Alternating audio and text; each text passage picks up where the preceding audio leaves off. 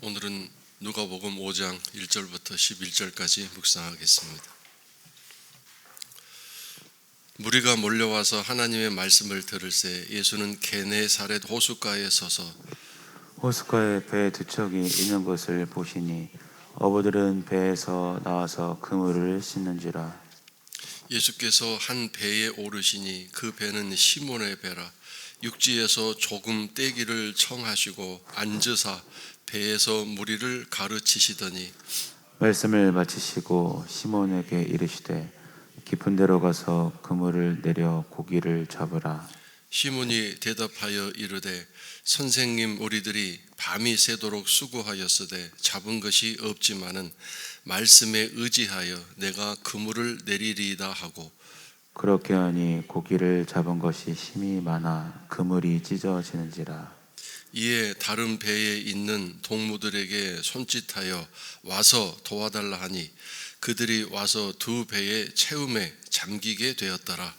시몬 베드로가 이를 보고 예수의 무릎 아래에 엎드려 이르되 주여 나를 떠나소서 나는 죄인이로소이다 하니, 이는 자기 및 자기와 함께 있는 모든 사람이 고기 잡힌 것으로 말미암아 놀라고 세베대의 아들로서 시몬의 동업자인 야고보와 요한도 놀랐습니다. 예수께서 시몬에게 이르시되 무서워하지 말라. 이제후로는 네가 사람을 취하리라 하시니 그들이 배들을 육지에 대고 모든 것을 버려두고 예수를 따르니라. 이제 베드로를 제자로 부르시는 그런 사건이 이야기가 나오고 있습니다. 어제 말씀에도 베드로는 예수님을 만나게 되는 그런 놀라운 은혜를 입었지 않습니까?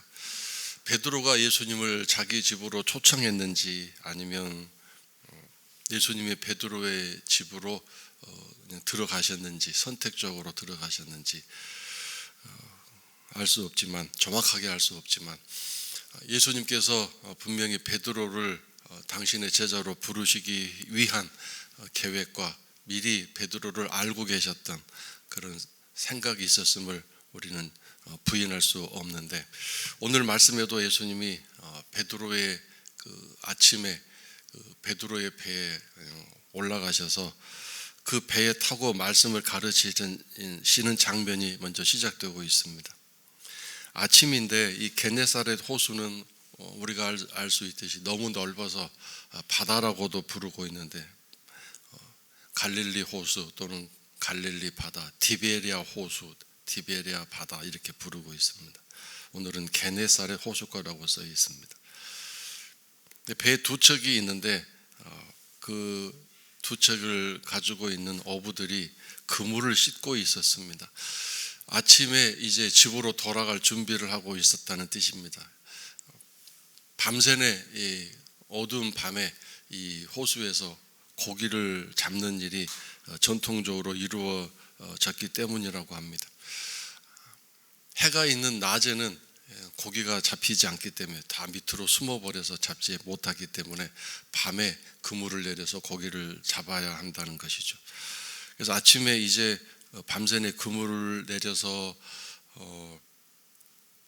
고기를 잡은 후에 낮이 이제 아침 해가 밝았기 때문에 집으로 돌아가기 위해서 그물을 정리하고 집으로 돌아갈 준비를 하고 있었다는 뜻입니다. 근데 저 밑에 5절을 보면 알 수 있지만 밤새도록 수고했는데 잡은 것이 없었다. 그날 공고롭게도 단 한 마리도 베드로는 생선을 잡지 못했습니다. 그래서 빈 배, 빈 그물을 밤새도록 가지고 고생하다가 이제 아침이 밝아왔기 때문에 더 이상 그물질을 할 수가 없어서 집으로 빈손으로 돌아가는 그런 상황이었겠죠. 그래서 이 그물을 씻는지라라는 말에 담겨 있는 여러 가지 복잡한 상황, 피곤하고 지쳐 있고 또 한 마리도 잡지 못한 실망감, 낙심, 절망감, 그런 분노, 짜증, 온갖 부정적인 감정들이 가득해 있는 상황입니다. 뭔가 성공했고 원한 대로 이루어졌으면 피곤해도 기쁨이 있고 또 즐거움이 있지 않겠습니까? 수고는 했지만 아무것도 손에 걸리는 것이 없는, 단 한 마리도 잡지 못한, 이건 어떤 면에서 인생의 기적 아닙니까? 단 한 마리도 잡지 못했다는 것. 이걸 생각해 보면 아무래도 예수님께서 베드로가 완벽하게 실패하도록 이렇게 뒤에서 일하신 게 아닌가 그 생각이 듭니다. 어느 정도 성공하고 있는 베드로를 부르신 것이 아니라 완벽하게 실패한 그런 베드로를 주님이 부르시게 된 거죠. 너는 내 사람이 되고 나의 일을 하는 내 제자가 되어라, 이렇게 하신 게 아니겠습니까? 우리 인생 가운데 살아가는 가운데 어떤 절망적인 상황, 더 이상 희망이 없는 그런 상황이 있을지라도 우리가 주님을 떠나지 않고 주와 함께 계신다면 인생은 절대로 실망한 것도 아니고 실망할 것도 아니고 또 절망적인 상황도 아닌 것을 우리가 잊어서는 안 되겠습니다. 기억해야 되겠습니다. 예수님은 베드로의 그 배에 올라서 육지에서 조금 떼기를, 그러니까 배를 몰아서 조금 육지에서 떨어지기를 원했습니다. 왜냐하면 해변가가 아니라 그 호숫가에 엄청나게 많은 사람들이 몰려들었기 때문입니다. 그래서 그들에게 말씀을 전하기 위해서는 거리를 좀 이렇게 떼어야 하기 때문에 배를 이렇게 몰아서 육지에서 떨어지기를 원하셨습니다. 그렇다면 지금 베드로는 피곤한데 지쳐 있는데 마음은 지금 온통 그 어떤 희망도 없는 낙심과 절망적인 분노 또는 섭섭함의 마음이 가득해 있는데 예수님이 그렇게 하셨으니 거절하지 못합니다. 왜 그랬을까요? 어제 자기 장모를 고쳐주신 일도 있고 여러 가지 그 예수님이 병자들을 고치신 그 사건들을 보면서 예수님에게 뭔가 거부할 수 없는, 대항할 수 없는 그런 뭔가 마음을 가지고 있었기 때문이겠죠. 그래서 피곤한데 마음은 지금 별로 완벽하고 행복하지 않는데 예수님 배를 태워서 이렇게 육지에서 떼어 그 배를 몰아가야 했기 때문에 베드로는 그 배 안에 계속 같이 있었겠죠. 누구보다도 가깝게 예수님 곁에서 예수님을 바라보고 아마 예수님 뒤쪽에 이제 있었겠죠. 닻을 내려놓고 예수님의 말씀을 가장 가까운 데서 들을 수 있는 위치, 그리고 예수님의 그 어떤 인격적인 모습, 인간적인 모습을 가장 가까운 데서, 그렇게 누가 가깝게 앉아서 예수님의 말씀을 듣고 예수님에게서 풍겨오는 여러 가지 예수님의 인간적인 냄새를 맡으면서 그렇게 있을 수 있었겠습니까? 이 모든 일이 다 예수님이 의도하신 일이 분명합니다. 그리고 이제 예수님은 말씀을 다 설교를 마치신 다음에 그물을 내려서 고기를 잡아보라고 깊은 데로 가서, 여기서 여러분 깊은 데라는 말을 오해하지 않았으면 좋겠습니다. 깊은 데라는 말은 두 가지 뜻이 있습니다. 지금 있는 곳은 얕은 곳이잖아요. 위치상 육지에서 조금 떨어져서 말씀을 전하셨기 때문에. 그러므로 깊은 데라는 곳은 지금 이곳이 아닌 더 배를 몰고 안쪽으로 들어가서 그런 뜻입니다. 사실 호수이긴 하지만 가장 중심부가 깊은 곳일 수도 있겠고, 수심을 측량하면 꼭 이 호수 중심부가 가장 깊다고 할 수 없지 않겠습니까? 바닥이 이렇게 불규칙할 텐데, 그러니까 어느 곳이 깊은 곳인지는 알 수는 없겠죠. 깊은 곳이란 이곳이 아닌 배를 더 몰고 안쪽으로 들어가서 이동해서 그런 뜻입니다. 그리고 이 깊은 곳이라는 말의 뜻은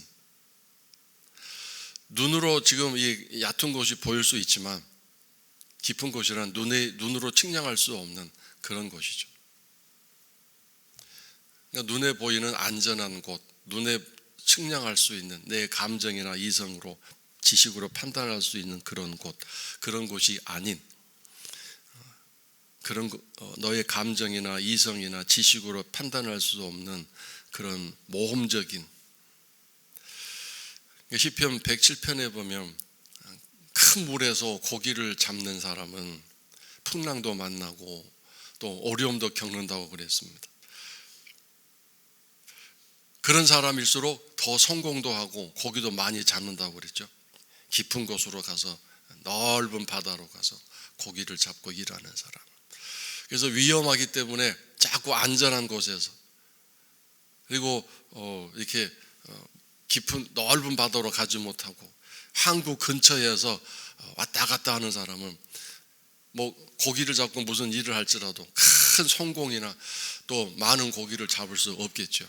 그러나 모험을 하기 위해서 배를 몰고 저 넓은 바다로 멀리 가는 사람은 거기에서 큰 고기와 많은 고기를 잡을 수 있는 그런 가능성이 열려 있는 것 아니겠습니까? 믿음의 생활도 마찬가지라고 생각합니다. 안전한 선을 그어놓고 그 선 안에서만 왔다 갔다 하면 무슨 신앙의 기적이나 능력을 체험할 수 있겠습니까? 하나님을 믿고 의지함으로 그 안전선을 벗어나 더 넓은 믿음의 세계로, 또 하나님의 그 능력의 세계로 나아가는 그런 적극적인 열심이 있는 신앙이 필요하지 않겠습니까? 자, 그 다음에 이 베드로는 피곤한데 빨리 집으로 가고 싶은데 밤새도록 잠 한숨도 못 자고 거기다가 지금 마음도 지쳐 있기 때문에 집에 가고 싶은데 예수님이 깊은 데로 여기서 더 배를 이동해서 그물을 내려서 고기를 잡으라고 지시를 했는데 이게 얼마나 기가 막힌 명령입니까? 아침 해가 뜨기 시작하면 고기를 잡을 수 없는데, 정말 이제 해가 뜨면 생선들은 저 깊은 어떤 그 제일 깊은 곳에 바다의 해초 그 숲속에 들어가서 꼼짝 않고 이제 움직이지 않는데, 그물을 아무리 내려도 생선이 그물에 잡힐 수 없는데, 밤새도록 밤이 되어서 그물질을 해야 생선이 잡힐 수 있는데, 우리가 밤새도록 그렇게 했는데 한 마리도 못 잡았는데, 이제 낮에는 더 100%가 아니라 200%, 300% 불가능한데 이런 명령을 예수님이 하셨습니다. 그래서 5절에서 기가 막혀서 이렇게 뭔가 반항하는 말을 했죠.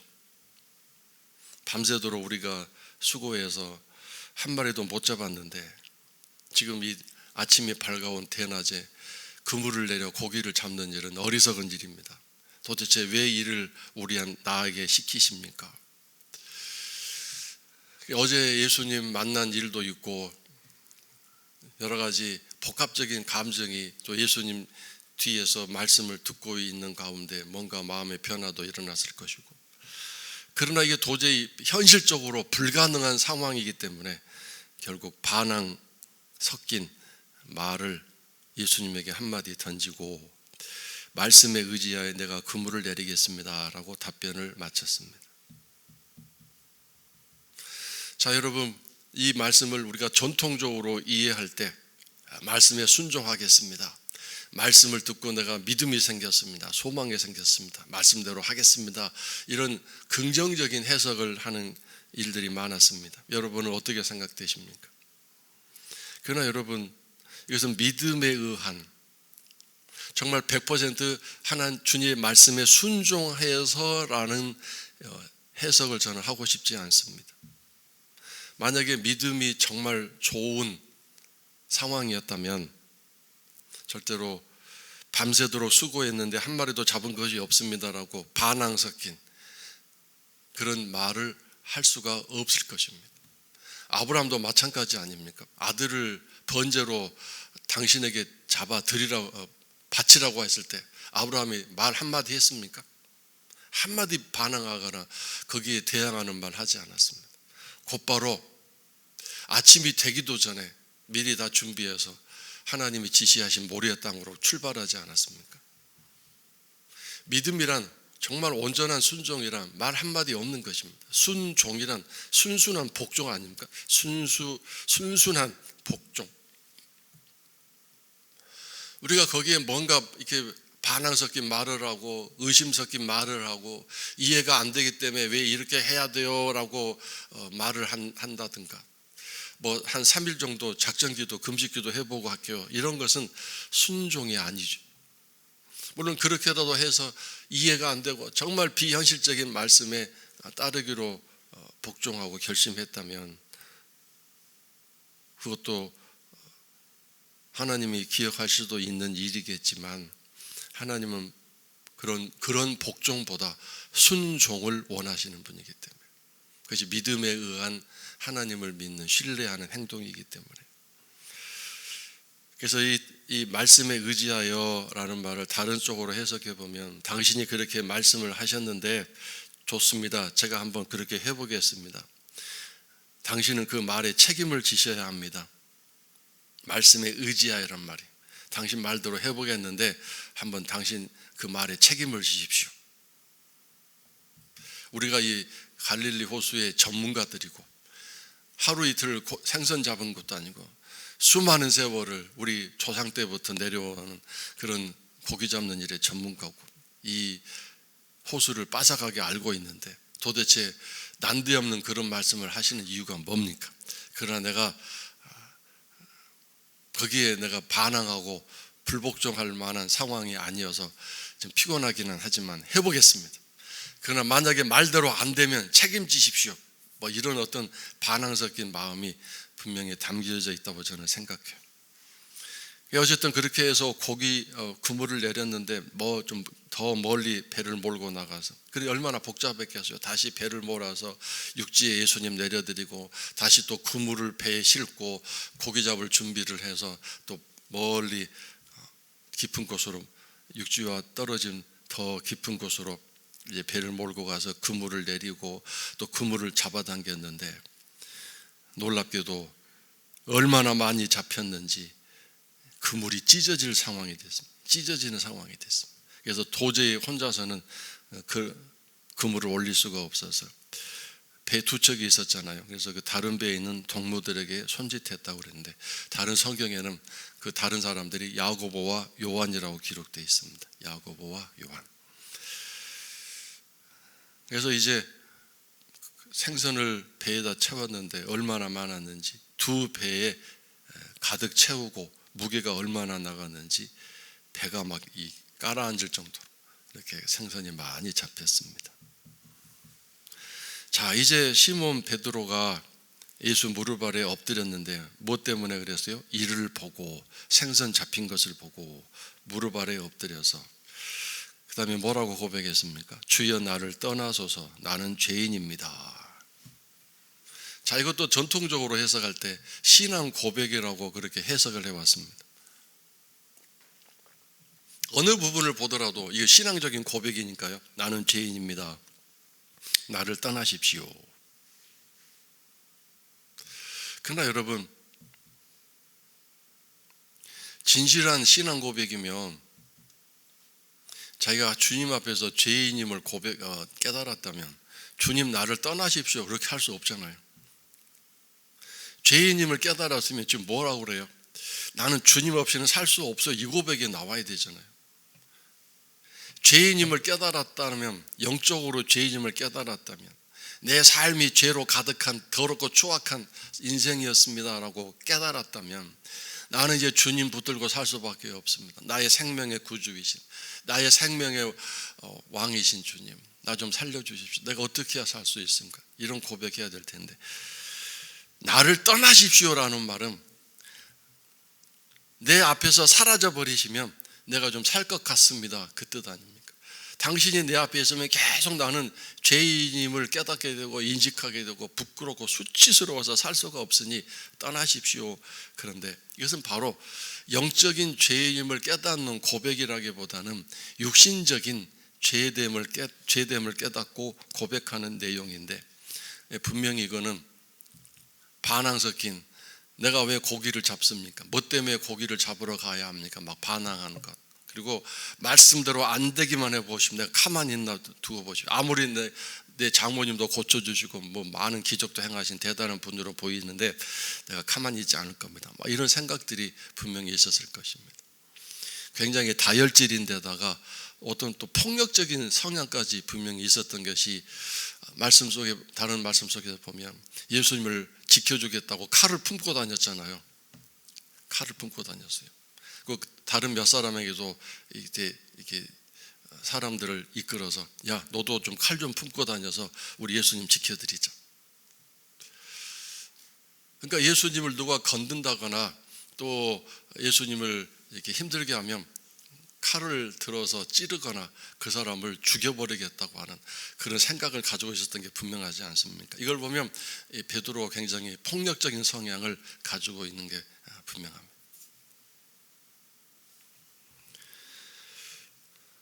그래서 우리가 이 성경을 읽을 때 그 당시 상황을 잘 생각해 보고 또 이런 사람들의 마음과 심리를 나에게 적용해서 나라면 어떻게 됐을까 이렇게 생각하면서 말씀을 읽어보셔야 돼요. 그리고 이제 중요한 단어가 있는데 나는 죄인이로소이다 하니 죄인이로소이다 한 그 말의 이유가 뭐냐? 이는 9절에 이는이란 단어가 있죠. 이는 그 까닭은 죄인이로소이다라고 한 고백의 그 이유가 뭐냐? 거기 잡힌 것으로 말미암아 놀랐기 때문이다 그랬어요. 거기 잡힌 그것 때문에 놀랬다. 예수님 말씀을 듣고 마음이 찔리고 마음이 이렇게 뭔가 영적인 변화와 깨달음이 있어서 그래서 나는 죄인입니다라고 말한 게 아니라 물질적으로 자기는 그렇게 아버지 할아버지 때부터 고기를 잡아왔던 그 갈릴리 호수 바닷가 그 바닥에서 지난밤에 한 마리도 못 잡는 100% 실패하는 그런 그물질을 했던 상황인데 예수님은 대낮에 해가 이제 환하게 떠 있는 이 대낮에 그물을 내려서 고기를 잡아보라고 하시는 그런 말 한마디에 이렇게 자기 배만 가득한 게 아니라 다른 사람의 배에도 가득 차서 그 배가 무게로 가라앉을 만큼 그런 엄청난, 이건 상상할 수 없는 기적 중에 기적이 일어났으니 얼마나 놀랬겠습니까? 그래서 그 어떤 기적에 놀래서 엎드려가지고 제가 괜히 감히 따따붙다 말도 하고 반항 섞인 말도 하고 안 잡히기만 해봐라 내가 가만두나 그런 마음을 품고 또 그런 어조의 말을 했는데 내가 정말 잘못했습니다. 몰라뵀습니다. 얼마나 충격적인 일을 경험한 것입니다. 그래서 이게 분명히 이는이라는 단어가 죄인이로소이다 한 그 까닭은 고기 잡힌 것 때문이다 그랬죠. 고기 잡힌 물질적인, 육신적인, 세상적인. 그래서 이 기적을 통해서 뭔가 신앙적인 고백을 하고 열심히 살아보겠습니다. 믿음 생활 잘하겠습니다. 이게 사실은 진짜가 아닐 수 있다. 그 기적 때문에 놀라서 그런 거니까. 그러나 진정한 신앙 고백은 무엇 때문에 나와야 되느냐? 말씀을 읽고 그 말씀이 내 마음을 막 후벼 파고 내 인생의 삶을 뒤돌아보게 하는 그런 깨달음을 주셨을 때 그때 내가 죄인입니다 하는 게 진짜다 이거죠. 고난의 떡을 먹고 환난의 떡을 먹고 고난의 물을 마시면서 그 광야와 사막에서 정말 인생의 밑바닥에서 그때 하나님 말씀을 듣고 내가 얼마나 큰 죄인인가를 깨닫는 이것이 참된 신앙 고백인 거죠. 그래서 예수님은 그가 활동하시던 시기에 많은 병자도 고쳐주시기도 하고 기적도 행하시기는 하셨지만 그 기적을 행하여 고침받은 사람들에게 신신당부하신 적이 많죠. 너 나가서 내가 너 고쳐주었다고 얘기하지 말아라. 그리고 너 나가서 내가 누구라고 얘기하지 말아라. 아주 신신당부하셨습니다. 신앙 고백이 없는, 진실한 신앙 고백이 없는, 단지 육신적인 문제 해결받았다는 그 측면에서 기적을 얘기하고 내가 이런 기적을 힘입었다, 저분이 저렇게 해주었다라고 소문을 내면 온 나라가 난리가 나겠죠. 신앙 고백이 없는, 믿음이 없는 가운데서 기적 그 자체만 바라보고 나올 것이기 때문에. 그래서 여러분, 베드로가 언제 진실한 신자가 되고 하나님의 사람이 되고 예수의 제자가 됩니까? 예수를 팔아먹고 부인하고 예수를 향해서 나는 아무런 상관이 없는 사람이다라고 얘기한 그 이후에 통곡하면서 마음이 산산조각 나고 그의 모든 생각이 산산조각 난 후에 그가 마가의 다락방에서 오로지 기도에 전념하며 하나님 앞에 엎드렸을 때 오순절 성령 사건 이후로 그가 완벽하게 변화가 됐죠. 그래서 오늘 여러분, 우리가 어떤 기적을 힘입고 놀라운 어떤 삶에 하나님이 주신 대단한 능력을 통해서 신앙 고백하는 것, 할 수 있는 것, 나쁜 일은 아니고 잘못된 일이 아닐 수 있지만 그러나 늘 잘 내 자신을 살펴봐야 됩니다. 만약에 이 기적이 안 일어났다면, 내 삶에 이런 문제가 해결되지 않아서 여전히 내가 고통 가운데 있었다고 한다면 그때에도 나는 변함없이 나는 죄인입니다. 나는 부족합니다. 나는 아무 쓸모없는 인간입니다. 나 자신에 대한 겸손함을 가질 수 있을 것인지, 나는 여전히 하나님을 떠나지 않고 주님을 붙들고 주님 나 떠나지 마세요. 내게 돈이 떠나가고 내 건강이 떠나고 내 모든 성공이 떠나갈지라도 주님만 계시면 나는 돼요. 주님만 계시면 나는 살 수 있어요 라고, 주님 떠나지 마세요 라고 주님을 끝까지 붙들 수 있는 그런 신앙을 가지고 살 수 있는지 오늘 우리들이 다시 한번 살펴봐야 되겠습니다. 진실한 신앙 고백, 나는 죄인입니다 고백했으면 왜 주님을 떠나라고 얘기합니까? 나는 주님 없이는 살 수 없어요. 나는 어떻게 해야 삽니까? 이 고백이 나와야 되잖아요. 그래서 베드로가 오순절 성령 임하는 그 사건에 서서 설교를 했잖아요. 설교를 열심히 했더니 설교 들었던 사람들이 뭐라고 그랬어요? 죄를 깨닫고 우리가 어떻게 해야 하면 살 수 있습니까? 라고 더 단단하게 붙들었잖아요. 우리가 어떻게 해야 하면 살 수 있습니까? 어떻게 해야 합니까?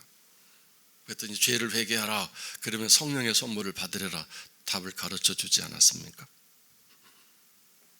그래서 여기 나는 죄인입니다 라는 말은 내가 당신을 몰라 뵀습니다 그런 뜻이죠.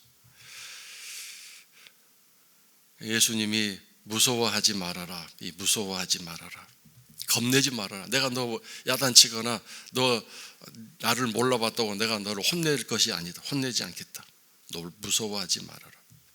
이제후로는 네가 사람을 취하리라 이렇게 얘기를 했는데, 사람을 취하리라 이 말도 참 어려운 말이기 때문에 이해가 안 됐을 것입니다. 근데 그들이 베드로를 육지에 대고 모든 것을 버려두고 예수를 따르니라. 신앙적으로 보면 예수님을 따라가기로 결심한 제자의 삶 이렇게 생각할 수 있겠지만, 저는 이 11절이 야 저분만 따라가면 이제는 밤에 잠도 못 자면서 그물질할 필요가 없겠구나, 아침에 늦어막히 해가 떠도 나와가지고 저분만 고기 잡는 비법만 가르쳐 주시면 우리가 낮에도 고기를 잡아서 충분히 이렇게 2배에 잠길 만큼 그물질 한 번으로 고기를 많이 잡았는데 이제 우리가 부자 될 수 있겠구나, 그런 생각을 하고 그 비법, 그 능력을 전수받기 위해서 모든 것을 당장 내려놓고 예수를 따라간 게 아닌가, 저는 그렇게 생각합니다. 사람이란 한순간에 변화되는 게 어렵기 때문입니다. 그래서 이 예수를 따라간 이후에 계속 3년간의 삶을 보면 아주 기고만장한 삶을 할 수 있고, 예수님이 심지어 그 6월절 마지막 만찬 자리에서 참 막 슬퍼하시고 고통스러워 하시는데 자기들끼리는 서로 누가 높고 누가 선배고 하면서 싸우고 다투고 있었지 않습니까? 예수님의 마음을 조금 더 헤아리지 못하는 그런 어리석고 욕심 많은 인간들의 모습이 계속 나타나 있습니다. 그 와중에서 모든 제자들 다 물리치고 제자들의 우두머리가 됐지 않습니까? 이 베드로의 모습을 통해서 나의 모습을 다시 한번 발견하시고, 나의 신앙 고백은 과연 무엇 때문에 온 것인가? 하나님이 주신 어떤 능력, 기적, 은혜 때문에 내가 더 열심히 하려고 하는 거니까, 은혜도 없고 내 삶은 여전히 공고하고 힘든데도 나는 주님만 계시면 돼요 라고 하는 진실한 주님만 붙들고 있는 신앙인지, 이 아침에 다시 한번 우리들의 신앙을 점검하고 또 기도하는 복된 이 아침과 오늘 하루 또 우리의 남은 생에 될 수 있기를 주의 이름으로 축원합니다.